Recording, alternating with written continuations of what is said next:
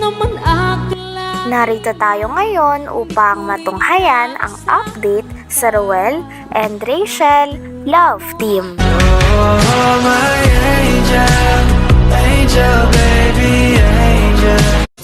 Mr. Cupido, ako na may tulungan mo. Ikaw nga ba si Mr. Right? Ikaw nga ba love of my life? Bakit di na lang tutuhanin ang lahat? Sa pagpapatuloy ng ating istorya ay kitang-kita nga kung gaano ka-sweet si Kuya Ruel and Miss Rachel nang bumisita si Kuya Ruel sa bahay nila Miss Rachel. Talagang tinanong niya kaagad si Kuya Ruel kung nakakain niya na ba ito. Kaya sabi naman ni Kuya Ruel ay hindi pa. Kaya naman inaya ni Miss Rachel na kumain si Kuya Ruel. Pagkatapos naman nito ay umupo naman sila sa sofa at nagkamustahan. Pagkatapos din nila mag-usap ay pumasok na nga si Kalinga Prab at talagang in-interview ang dalawa. Tinanong nga ni Kalinga Prab kung ano ang pinakagusto ni Kuya Ruel kay Miss Rachel. Sabi naman ni Kuya Ruel ay ang talagang nagustuhan niya kay Miss Rachel ay ang pagiging family-oriented daw talaga nito at tinanong din ni Kalinga Prab si Miss Rachel kung ano ang pinakagusto niyang katangian ni Kuya Ruel. Sinabi niya naman na madami daw talagang mabuti at napakagandang katangian si Kuya Ruel katulad ng mabait, matulungin, ngunit ang talagang pinaka-paborito niya at nakapagpa-turn on sa kanya ay ang pagiging consistent ni Kuya Ruel sa pag-aantay sa kanya. Grabe at sabi pa nga ni Kuya Ruel ay pinunyag na din doon na talagang nagselos pala talaga siya isang beses nung nalaman niya na nagkaroon pala talaga ng maniligaw si Miss Rachel. Ang ganda mo po, ano? Asing ganda. Tug ka na naman. Isang araw lang na hindi kita nakita. Mukhang isang linggo na sa akin. Sa araw lang yun, mukha ba yung isang Mukha linggo? ba? Ganun kita ka-miss. Grabe na yan. Oo. Ano yung pagkakilala mo sa isa't isa? Ikaw kay Rachel, ano yung pagkakilala mo at ano yung nagustuhan mo sa kanya? First, character. yung nakilala ko sa kanya, isa siyang yung, andun na, mabait siya. Innate na sa kanya yung pagkamabait na tao. So, pagkakilala ko sa kanya is, siya yung, ano, yung family-oriented na babae. Yun talaga, no? Doon talaga ako Talaga, no? na-amaze sa kanya at nagiging proud kasi bibira sa panahon ngayon na talagang Oo. mas inuuna yung Pamilya. pamilya kaysa sa mga ibang bagay, halimbawa ng ganito pag boyfriend at mga anumang lakad. So mas pinaprioritize niya yung pamilya niya. So doon ako na mas nakilala ko si Rachel. Ikaw naman ano, Rachel. Sa ilang ano yung pagkakilala, ano yung pinaka tumatak sa iyo na pagka-character ni Roel? Ano yung pagkakilala mo sa kanya? At ano yung naman yung nagustuhan mo sa kanya? Ano po siya ng mabait, tsaka matulungin din. Pero mas tumatak po sa akin yung pagiging consistent niya. Consistent saan? Sa lahat po. Like, Sa kalingap, tsaka sa paghihintay sa akin. sa tagal-tagal niyo magkilala, nag-away na ba kayo? Hindi naman po. Hindi pa. Hindi pa. Kahit tampuhan? Matampuhan siya. Oo. Tampuhan okay na. Siguro normal lang yata yan. Insan Roel, nagselos ka na ba? Ikaw, nagselos ka na ba? To be honest talaga, yes, nakaramdam ako ng selos. Ngayon pa man nung nalaman ko talaga na may manliligaw si Rachel. Oo, normal yan, siyempre. Talagang hindi ko man talagang inasahan na mafe-feel ko yung pagselos. So, ayun, marunong naman ako mag-control and then marunong din ako kung anong tamang gawin. So, talagang nakahandle ko dun na positive way. Nagselos ka na ba? Ay, hindi Kay pa. Roel? Hindi pa. Hindi pa man. Kahit dun sa ex niya, hindi pa. Ay, hindi naman po. Ayun po, si Roel lang po pala nagselos. Bago mo makilala si Insan Roel, may iba ka bang crush? Meron po. Meron. And ngayon, crush mo pa rin ba? Hindi na. Hindi na. And ano yung bagay na kumbaga, paano natalo ni Roel yun? Natanggal, paano Sa natanggal? pagiging consistent po.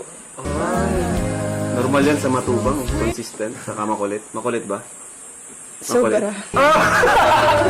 Sabi ko na, tatak matubang yan, makulit. Ayan, merong 5 love language, no? Merong act of service. Talagang after ng mga ilang katanungan ay gumawa din sila ng fast talk. Talagang napakaganda ng fast talk na to sapagkat malalaman talaga kung compatible si Kuya Ruel and Miss Rachel para sa isa't isa.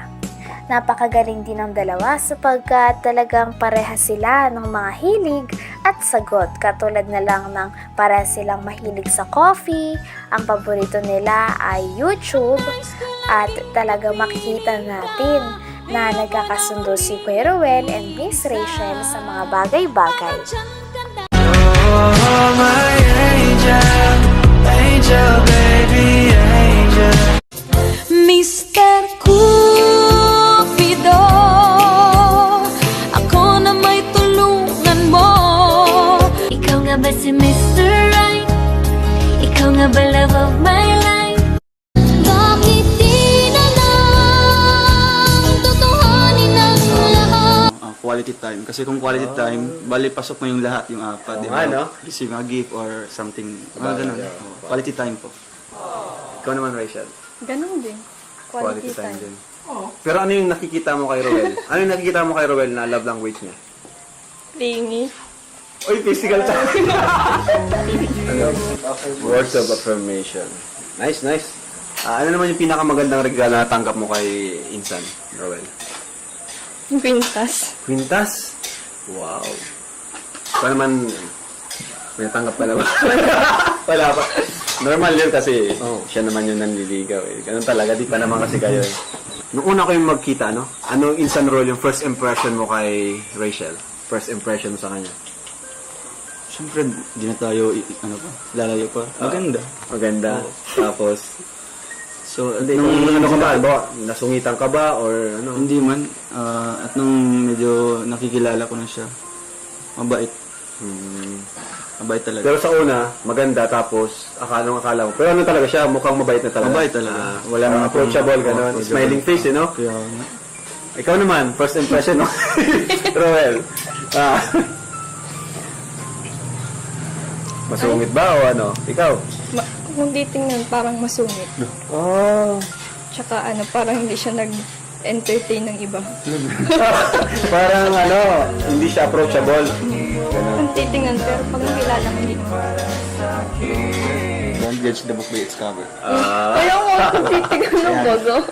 Baka mag-aaway kayo. O, baka mag-aaway Hindi pa pati kayo nag-aaway. Tampuhan lang. Alright, so meron tayo ditong fast talk. Yung interview mo. Okay, fast talk tayo, bro.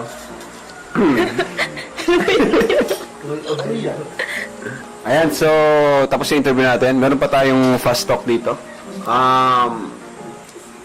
Ano ganito, dapat pagtanong ko, sabay kayong sasagot. Oh my God. Sabay dapat kayo saka fast talk. Maputi o kayo manggi? Yung manggi. Sabay. Madaya, sorry. Bilang. 1, 2, 3, go. Maputi kayo manggi? Sakto lang. Yung manggi. Wala mang sakto lang. Wala mang sa choice. Ay, kayo manggi. Dapat sa choice lang. Parang magkano? Kapote na O, kayo manggi yun. Yung manggi lang. Kayo manggi. Oo. Sa'yo ba? City or province? Province. Parents. Hugs or kisses? Hugs. Malalag o daet? Diet.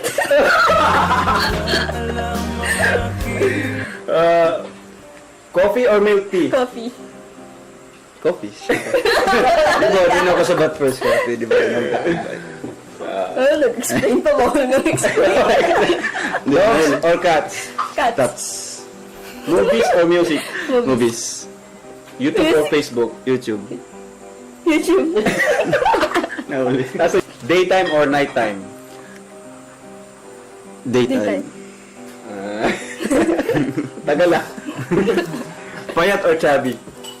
Chubby. Siyempre, chubby. Chubby. Ano nasabi? Chubby ako. Fruits or vegetables? Vegetables.